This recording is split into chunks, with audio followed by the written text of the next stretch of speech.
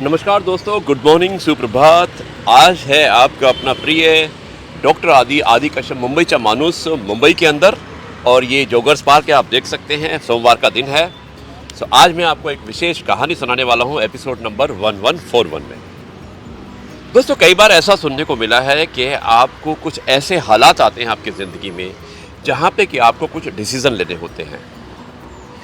आपका दिल कुछ और कहता है और आपका दिमाग कुछ और कहता है, और वही शायद आपकी सच्ची परीक्षा का समय होता है। अक्सर क्या होता है कि दिल दिमाग पर हावी होना चाहता है और दिमाग दिल पर, लेकिन अंत में जो जीत होती है वो जीत दिल की होती है। अगर बात भावनाओं की आती है, इमोशंस की आती है, और इन्हीं भावनाओं से प्रेरित होकर एक कहानी है जिसका शीर्षक है दिल की आवाज़। भेजने वाले सुभाष महाजन हमारे बहुत प्रिय दोस्त हैं, सीनियर सिटीजन हैं, दिल्ली में रहते हैं, और लेखक हैं इसके दाजी। जाइएगा मत, सुनाता हूँ इस भावुक कहानी को। मुझे उम्मीद है कि ये कहानी आपको अवश्य पसंद आएगी और आपके दिल को अवश्य छूने वाली है, क्योंकि कहानी का शीर्षक ही कुछ ऐसा है, दिल की आवाज़। जी हाँ दोस्तों, एपिसोड नंबर है 1141 और आज का शीर्षक है दिल की आवाज़। भेजने वाले हैं सुभाष महाजन और इसके लेखक हैं दाजी। बहुत इमोशनल कहानी है दोस्तों, ध्यान से सुनिएगा। दोस्तों, जीवन के रास्ते पर चलते चलते निर्णय के कुछ पल ऐसे आते हैं जब हमारा दिल कुछ और कह रहा होता है और दिमाग कुछ और। उस पल हम किसकी सुनते हैं? दिल की आवाज की। शुरुआत करता हूं इस कहानी की कुछ इस प्रकार। मेरी बेटी की शादी थी और मैं कुछ दिनों की छुट्टी लेकर शादी के तमाम इंतजाम को देख रहा था। उस दिन सफर से लौटकर मैं घर आया तो पत्नी ने आकर एक लिफाफा मुझे पकड़ा दिया। लिफाफा अनजाना था, लेकिन भेजने वाले का नाम देखकर मुझे एक आश्चर्य मिश्रित जिज्ञासा हुई। अमर विश्वास, एक ऐसा नाम जिसे मिले मुझे वर्षों बीत गए थे। मैंने लिफाफा खोला तो उसमें $1,00,000 यानी कि करीब 80 लाख रुपए का चेक और एक चिट्ठी थी। इतनी बड़ी राशि, और वो भी मेरे नाम से। मैंने जल्दी से चिट्ठी खोली और एक सांस में ही सारा पत्र पढ़ डाला। पत्र किसी परी कथा की तरह मुझे अचंभित कर गया। लिखा था, आदरणीय सर, मैं एक छोटी सी भेंट आपको दे रहा हूं। मुझे नहीं लगता कि आपके एहसानों का कर्ज मैं उतार पाऊंगा। ये उपहार मेरी अनदेखी बहन के लिए है। घर पर सभी को मेरा प्रणाम। आपका अमर। मेरी आंखों में वर्षों पुराने दिन सहसा किसी चलचित्र की तरह तैर गए। एक दिन मैं कोलकाता में टहलते हुए किताबों की दुकान पर अपनी मनपसंद पत्रिकाएं उलट पलट रहा था कि मेरी नजर बाहर पुस्तकों के एक छोटे से ढेर के पास खड़े एक लड़के पर पड़ी।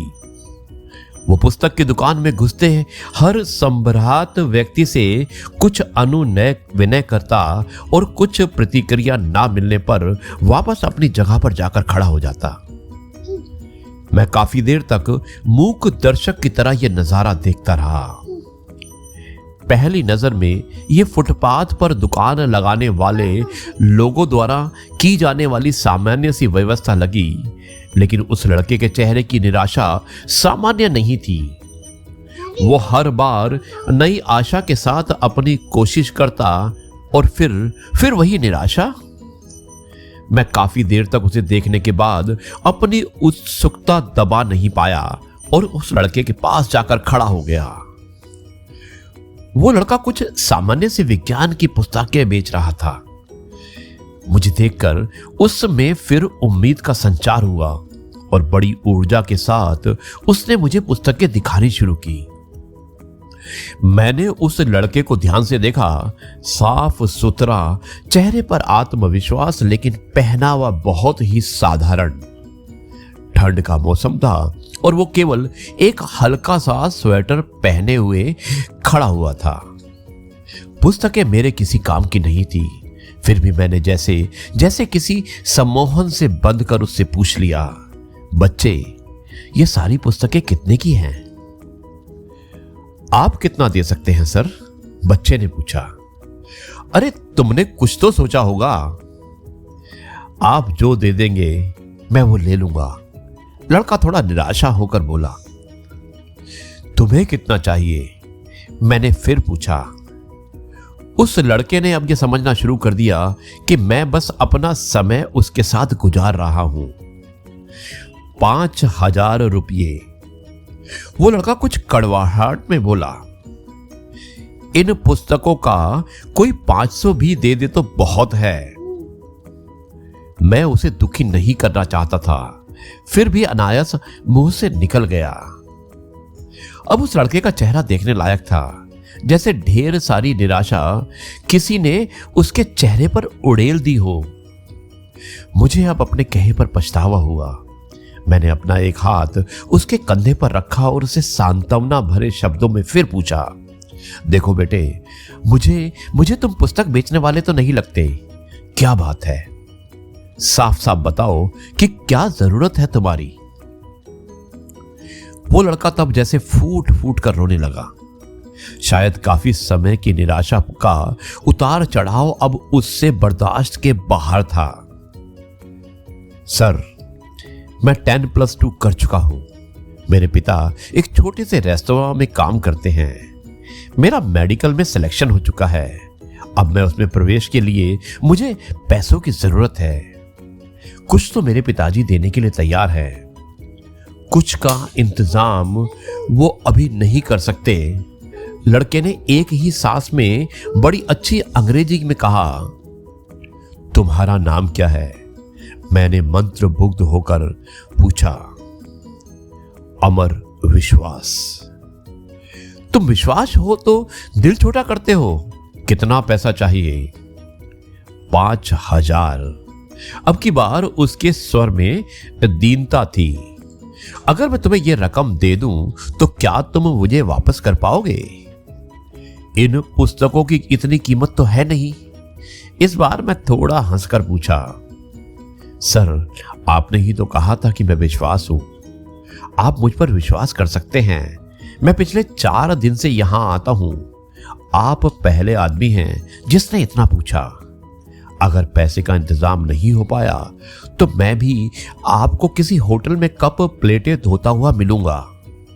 उसके स्वर में अपने भविष्य के डूबने की आशंका थी। उसके स्वर में ना जाने क्या बात थी जो मेरे हृदय में उसके लिए सहयोग की भावना तैरने लगी।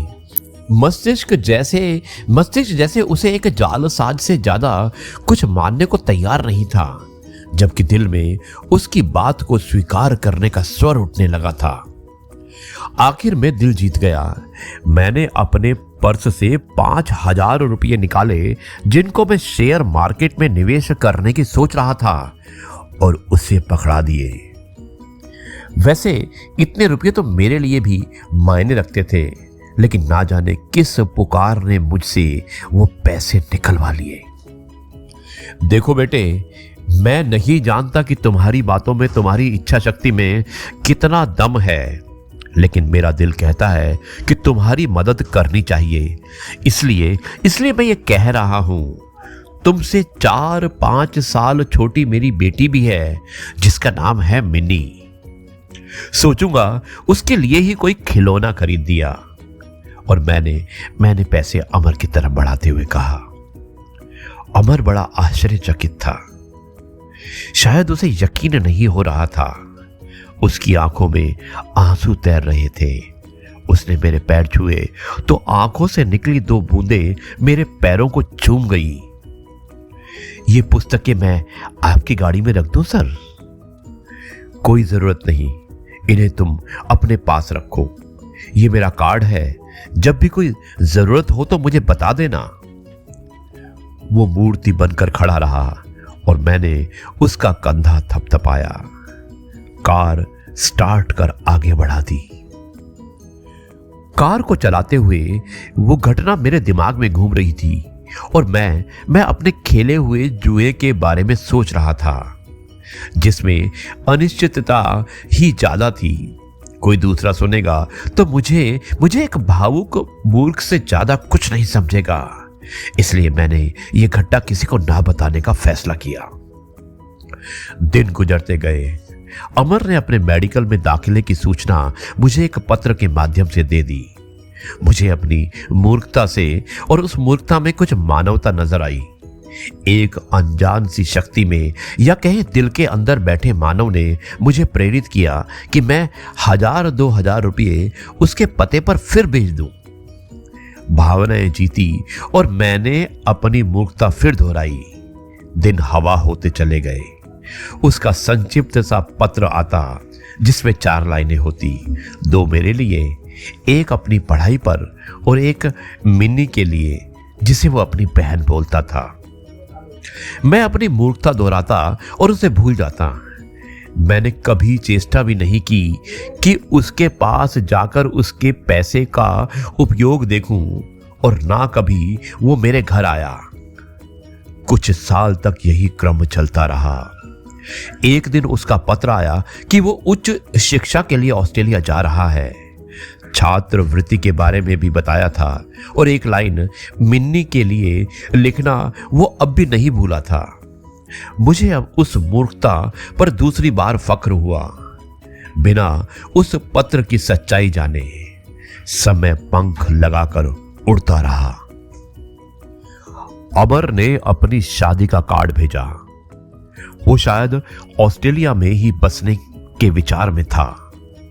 मिनी भी अपनी पढ़ाई पूरी कर चुकी थी और एक बड़े परिवार में उसका रिश्ता तय हो चुका था। अब मुझे मिन्नी की शादी लड़के वालों की हैसियत के हिसाब से करनी थी। एक सरकारी उपक्रम का बड़ा अफसर कागजी शेर ही होता है। शादी के प्रबंध के लिए ढेर सारे पैसे का इंतजाम, उधेड़ बुन और अब वो चेक। मैं वापस अपनी दुनिया में लौट आया।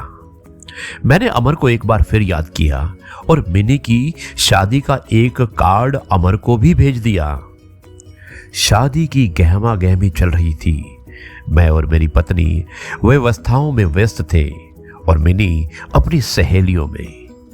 एक बड़ी सी गाड़ी पोर्च में आकर रुकी और एक संभ्रात से शख्स के लिए ड्राइवर ने गाड़ी का गेट खोला तो उस शख्स के साथ उसकी पत्नी, जिसकी गोद में एक बच्चा था, वो भी गाड़ी से बाहर निकले। मैं दरवाजे पर जाकर खड़ा हुआ तो लगा कि इस व्यक्ति को पहले भी कहीं देखा है। उसने आकर मेरी पत्नी और मेरे पैर छुए। सर, मैं अमर, वो बड़ी श्रद्धा से बोला। मेरी पत्नी अचंभित सी खड़ी थी। मैंने बड़े गर्व से उसे सीने लगा लिया।